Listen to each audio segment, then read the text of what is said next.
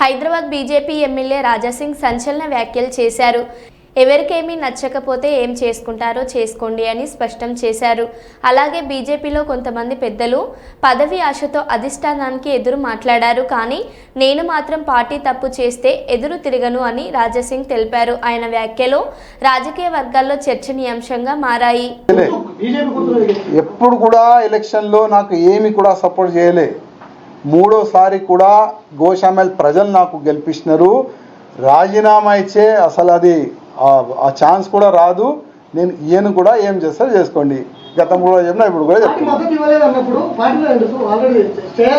మీరు ఒక్కసారి ఎంక్వైరీ చేసుకోండి.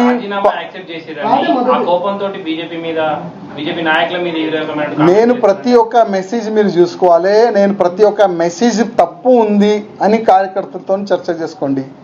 నేను ఇచ్చిన ప్రతి ఒక్క మెసేజ్ కార్యకర్తలకి ఫేవర్గా ఉంటుంది. నా మెసేజ్ వాళ్ళు చేస్తున్న తప్పులు ఓకే, బీజేపీలో ఉన్న కొంతమంది భయపడి మాట్లాడరు.